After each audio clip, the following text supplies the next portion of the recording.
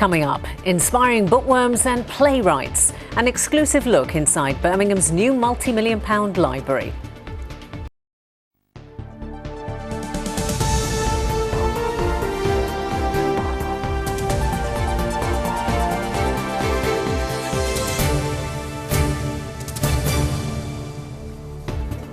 Hello and welcome to ITV News Central. Tonight's main stories. Stafford Hospital will be prosecuted over the death of a diabetic woman after nurses forgot to give her insulin. We have concluded our investigation and have decided there is sufficient evidence to bring criminal proceedings in this case. Why experts think looking after a baby doll helps dementia sufferers. We'll take you inside the new multi-million-pound library of Birmingham before anyone else. And how these otters have been entertaining visitors at one zoo, circus style.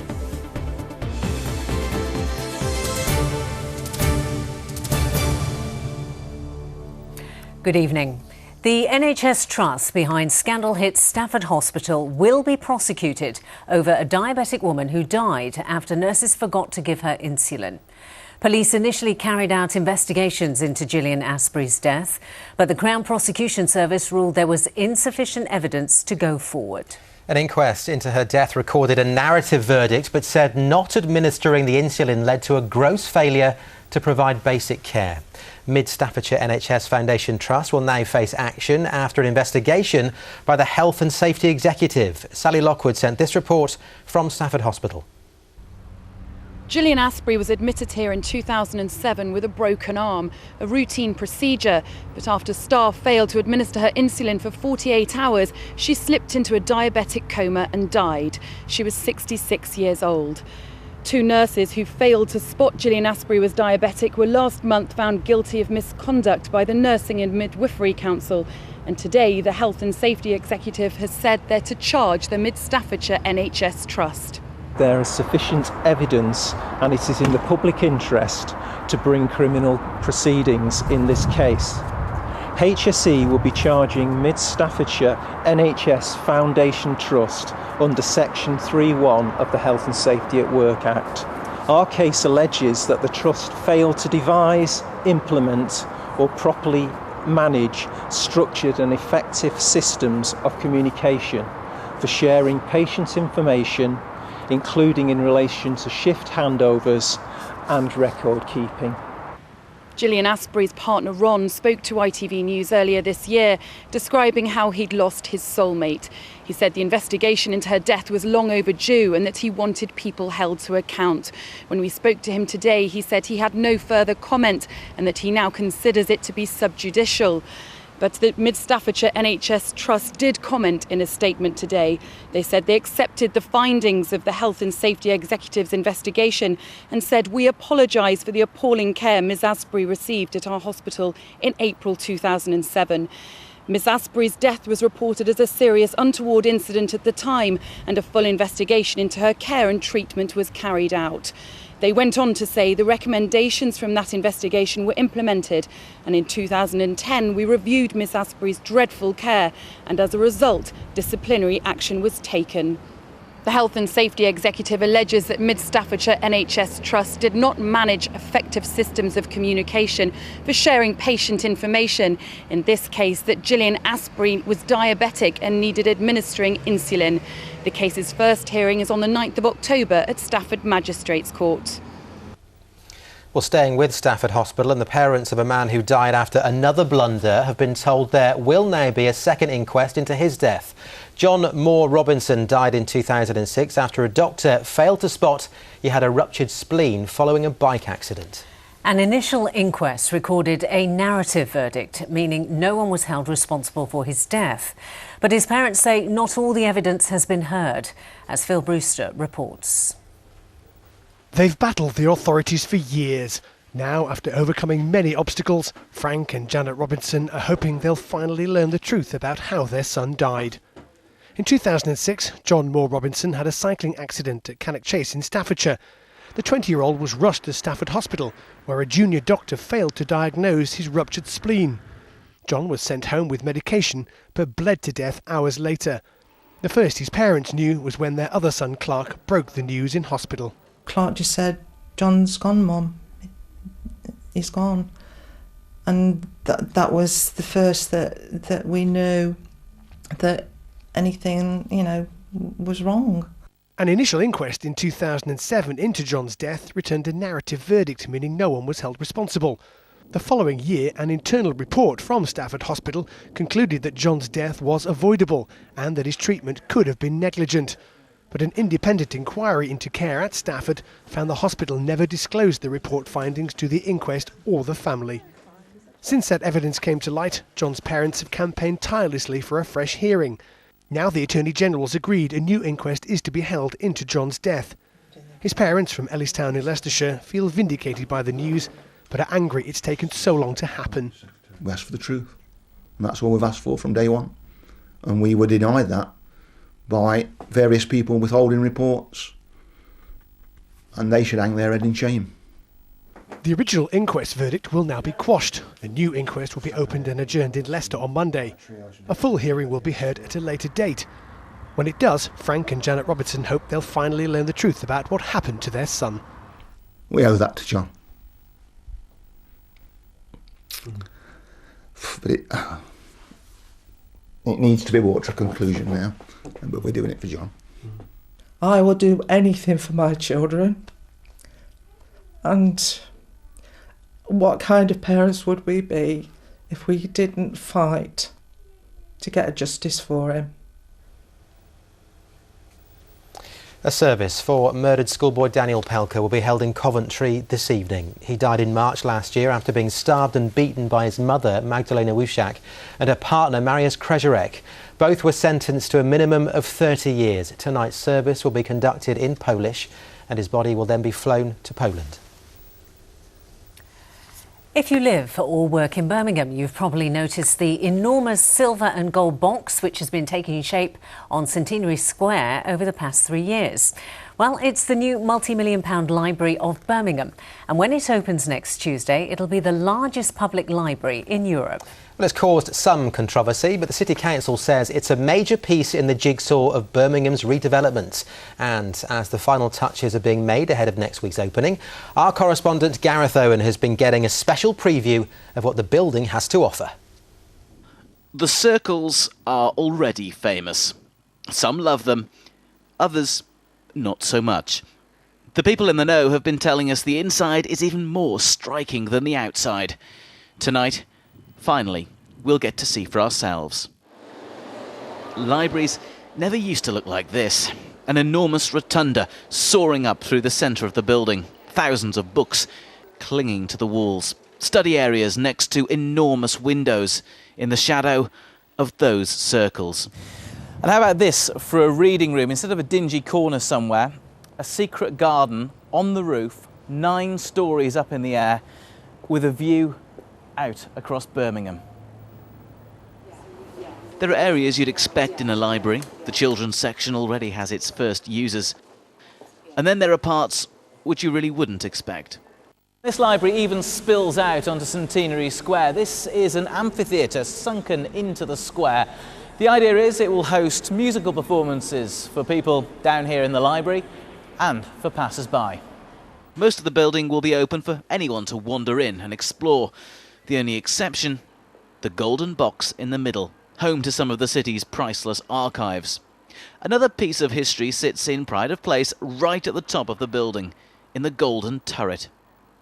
This is the Shakespeare Memorial Room, a little piece of the Victorian Library, built in 1882 when the old building was demolished to make way for the new Central Library in the 70s. This was dismantled and stored. Now it's been rebuilt piece by piece right on the rooftop overlooking the city. The building is the work of Dutch architect Francine Huben. But what would she say to those who are hoping for something rather more traditional? What is traditional? I think it's traditional because it's made with beautiful craftsmanship. You can see it's very well made. And you need in this building a lot of daylight. And please, I would like to invite everybody to come in, especially on a beautiful day, because the way the circles make the beautiful shadows inside, and it's really giving you a kind of new panorama on Birmingham. The project has come in on time and under budget. Even so, it's cost £188 million. And is that really a price worth paying in times of austerity? Libraries are not a bad barometer of the health of a society. Birmingham needs to be proud of itself. It needs to have a real sense of place, and we need to encourage quality of life. Life is much more than staying alive, and the library can give people enjoyment and inspiration. Whatever your view, Birmingham now has another building to get people talking and, hopefully, get people reading too. Gareth Owen, ITV News, the Library of Birmingham. Mixed opinions on that, but that is fantastic, isn't it? Don't you think? I really liked it, I have to say. Yeah, if you can't find me tomorrow just out of interest, I'll be on the roof reading. Giving it away. Yes, yeah, I can imagine that. Well, there is lots more on Birmingham's new library and the rest of the day's news on the website. Just go to itv.com/central for more on the City Council parking plans that have been criticised by an elders forum as discriminatory. Now you're watching ITV News in the Central region. Still to come, goals from last night's Capital One Cup, plus the former World Superbike champion testing his body to the limit. The talented otters causing a bit of excitement at the zoo. And a change is afoot with the weather. Find out what's in store in the next few minutes.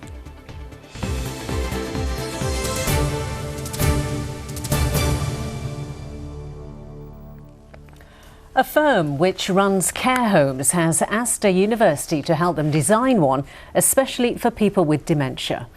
Bold colours help the residents determine the room they're in, and there are specific reminders from the past. But as our business correspondent Mark Goff reports, the latest research shows some surprising examples of how people with dementia can be helped. When the first elderly people with dementia come to be looked after here, they'll see some unusual objects. They may take them back to when they looked after their own children, or take them back to a different era. Ricky Pollock from the University of Stirling has been helping staff design this care home from scratch for people with dementia. And something as simple as a doll can make a big difference. Older people never lose their sense of nurture. It's deeply embedded in what makes us human. And it just gives them a sense of something to look after, something to be absorbed with. And it takes time and attention and brings the best out of people who still have this desire to care and look after others, as well as be looked after themselves. The pictures have non-reflective glass. For someone with dementia who's perhaps regressed, seeing themselves as they are now could be distressing. Well, in their mind, they might think of themselves as being 20, and when they look at the reflection, they see a 70-year-old or an elderly person, which they wouldn't recognise, and that might scare them. The person may not know who that reflected image actually is. They may see an image that looks like a very old person, which is not them. It may be a mother, father, or whatever. And for some people, it may be something that is quite disturbing, because it's a stranger looking at them through that frame on the wall. Elderly people like to wander. Meeting a locked door could agitate them. So at the end of corridors, a room from the 50s. The worst thing to have at the end of a corridor is a glazed fire door, because a lot of people with dementia will tend to gather at that point. The light will attract, and they will test the door and find nothing, and it's locked, and that leads to a lot of frustration. The company which runs this care home near Market Drayton in Shropshire will now use the research in all 7 of its homes. Here we had the opportunity of starting with almost a clean sheet to ensure that we got all the current modern up-to-date thinking, expertise to create what will be a beacon of dementia care. Painting bathroom doors the same colour helps those with dementia find them wherever they are in the home.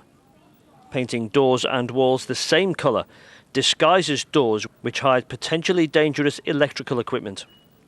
And having reminders of their past life could help keep the residents calm. The whole idea is to make life as familiar and stress-free as possible. Mark Goff, ITV News, Shropshire. Amazing how the small alterations make such a big difference. Yeah, that reflective glass thing you'd never even think of, would you? Interesting. No. Very good. Now, next tonight, a couple who've been farming bison for 13 years say government red tape could put them out of business. Yes, George and Ruth Wakeling keep 140 bison at their farm near Melton Mowbray in Leicestershire. They say they're being forced to comply with the EU rules on animal welfare, which shouldn't apply to wild creatures. Jane Hesketh reports.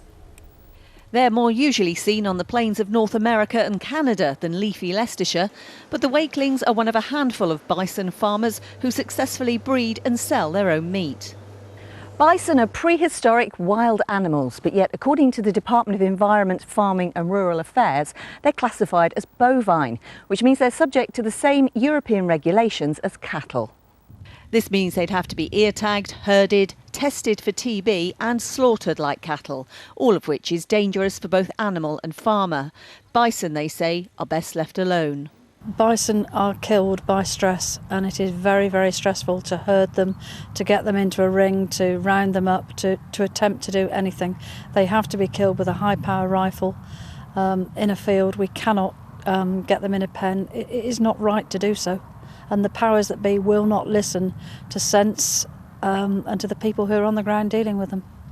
The rules have been tightened up since the horse meat scandal, and the Wakelings have been told bison aren't exempt. I despair at that. If it's not working and it's wrong, then there should be an avenue that makes it reasonably easy to change. We back it up by fact and science, and it's become totally ridiculous.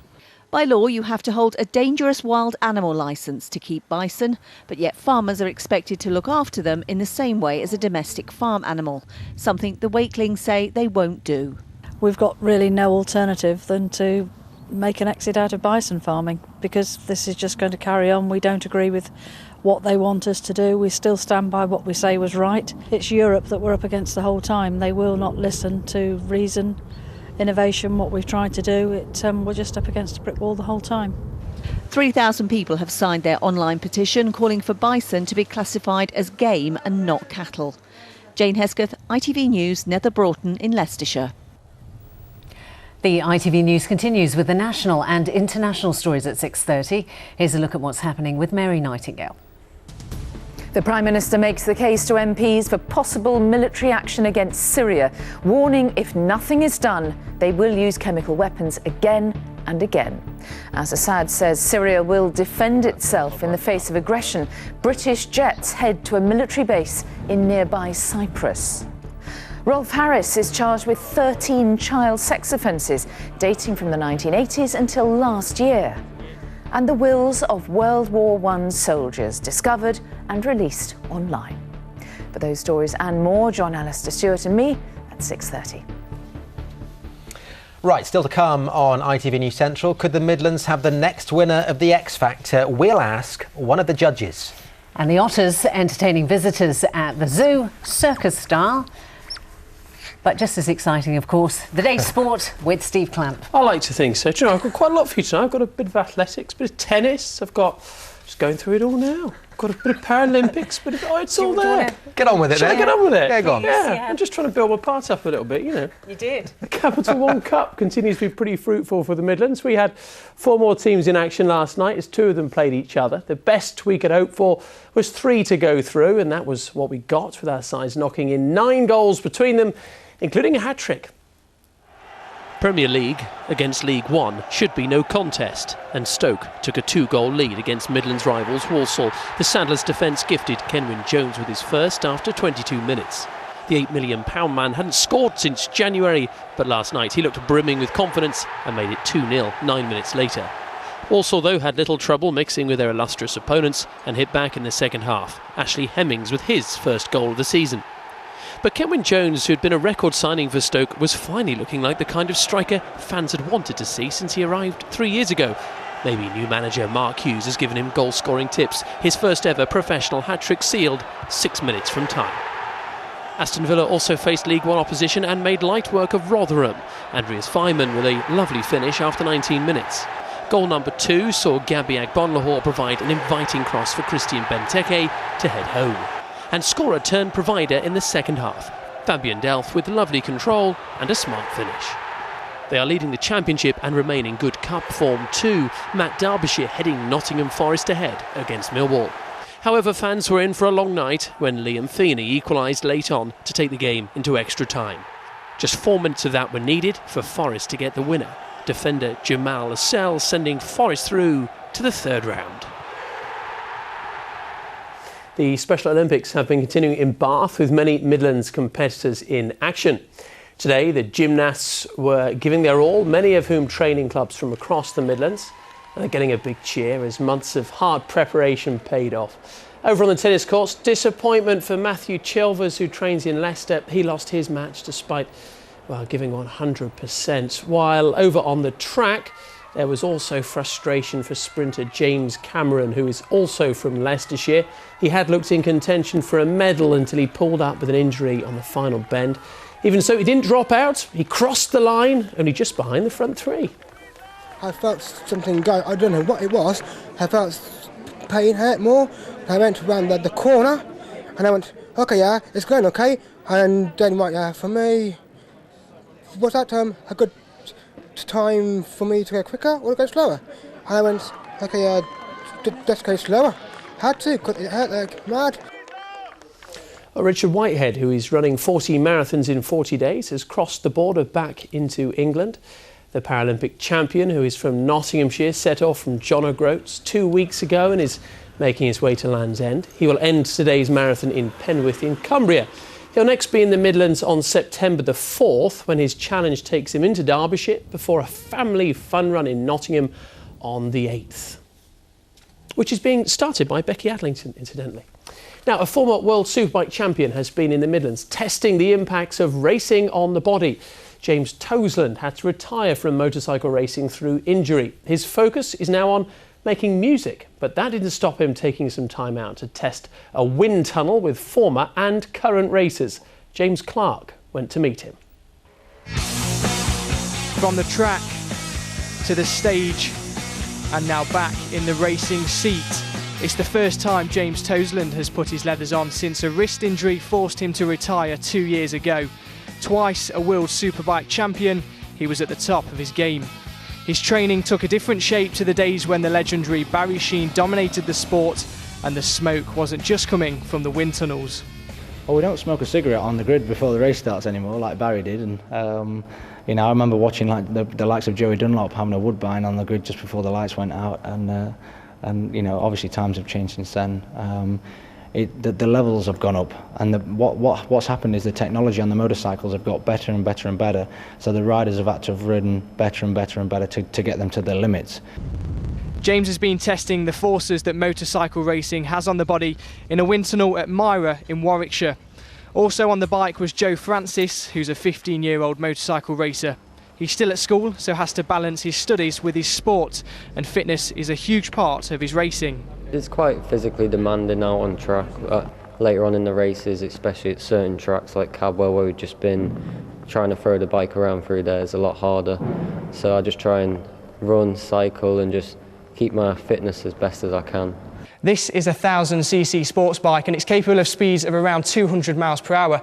The sport of motorcycling has changed completely, the machines have changed completely, and so have the demands on the rider's body. In my day, obviously, fitness requirements were somewhat different to what they are now. The fitness requirements have changed specifically because of the changes in the technical development of the bikes. The G-forces are a lot higher in the corners, and on braking, for example, the acceleration forces are much larger, and that requires a different type of fitness. Which is why there's a heavy focus on training in the gym as well as on the track. And if you think riding a motorcycle at speeds of 200 miles per hour was fast, then James's next project takes that to another level. We're going to be the first person to try and go over 400 miles an hour on a motorcycle. The world record is 376 at the moment. Yeah, we're developing the bike, and we won't be too far away from actually coming into these kind of environments on doing the wind tunneling and doing the aerodynamics for it. But before James attempts to break any world records, he will swap his helmet for the microphone as MotoGP returns to Silverstone in Northamptonshire this weekend. James Clark, ITV News, Warwickshire. And if you were paying close attention, you would have noticed that our reporter there, James Clark, has the same haircut as James Toseland. I think that's a bit of a tribute thing. He's a big fan of It was a case of when our James met James, yes, wasn't it? absolutely. Yeah. And of course, he's married to Katie Mellier as well, not James Clark. James. Yeah. No, I'm sure he wishes he was. OK, fine. Listen, just before I go, can we just wish Dan Evans tonight good luck, Birmingham tennis play, second round US Open. I read today that even if he goes out at this stage, he's guaranteed to win £34,000, which is 3 times as much as he won the whole of last year. Which is not bad, is so it? sorting himself out, it's probably working out well for him, isn't it? Yeah, actually training. Yeah. It seems to be paying off. It's working well. Well, good luck Good to luck him. to him. And thank you, Steve. Thank you. Now, this Saturday sees the return of one of the biggest entertainment shows on TV. Yes, The X Factor is back. Previous judges Gary Barlow, Louis Walsh and Nicole Scherzinger are all back. And making her return to the show is honorary Brummie SHARON Osbourne. Well, she'll join others on the panel. The show's boasted a number of Midlands musicians, making it big. Cher Lloyd and One Direction's Liam Payne being 2 of the most recent. But we've never had a winner from the region. Why not SHARON Osbourne? You know, I can't work that out because so many great bands and so many talented people have come from that area. And it's like I can't work it out. You've got to go for something more than just a voice. It has to be. You've got to find that combination of likability, somebody that has charisma, and you have to have all of that. Just having a good voice isn't enough today. I hope I have the winner. Really? Well, I've never won. I've never won. It's like, oh, she's back, and I've never won. Yeah, you've got to do it on this one. It's a 10th Have to. anniversary. You're back. It's got to be your year. Has to be. I don't think Sharon answered the question, did she? She didn't really. She didn't know. But I'm glad she's back, though, because it really livens things up. She It'll tells be it how good. it is. Yeah. It's the And Midlands way. for all the fans. Is it The X Factor returns on Saturday at 8 o'clock on ITV. Now, time for a look at the weather forecast. Here's Lucy Kite.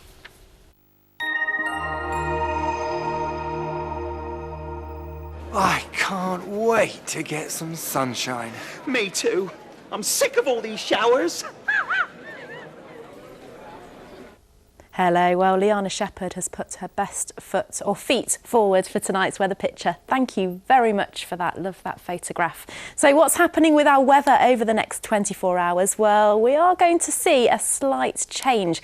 Cooler air is moving in from the northwest on a weather front that will spread southwards through the day tomorrow. So by the time we get to Saturday and Sunday, temperatures will be a couple of degrees lower. As for tonight, well, mild everywhere. Patchy clouds, staying dry, a fairly uneventful night really. Tomorrow morning, some bright spells on offer, sunny spells through the morning, but the sunshine will turn a little bit hazy as we head into the afternoon as that weather front makes its way southwards and the cloud fills in those sunny spells. 1 or 2 spots of rain possible, mainly on higher ground. It's going to stay mostly dry through the day tomorrow. The biggest feature tomorrow really is the breeze. It's going to feel a little bit windier and temperature-wise, well, still looking good. Highs of 22 or 23 degrees Celsius. By the time we get to Saturday and Sunday, cooler, but also sunnier. See you later. Flybe, sponsors of ITV Central Weather.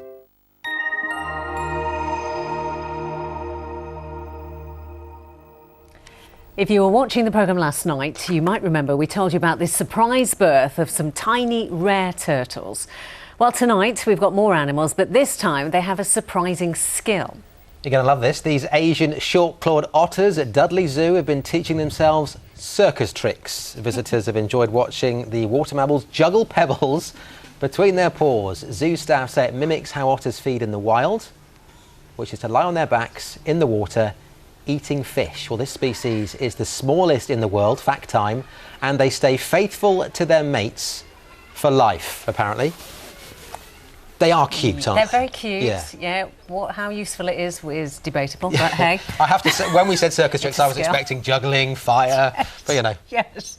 But it was good. I like it. Great way to end the programme, isn't it? I hope you enjoyed that anyway. And that is really just about it from us for this evening. In a moment, we'll have the national and international news. Yes, plenty on Syria today, of course, in the national and international headlines coming up after us. I'll be back with a bulletin after the news at 10 tonight at about 10:30. Until then, though, from all the team here, until until tomorrow when we will be back at the usual time. Have a very good evening. We'll see you then. Goodbye for now. From us. Bye-bye.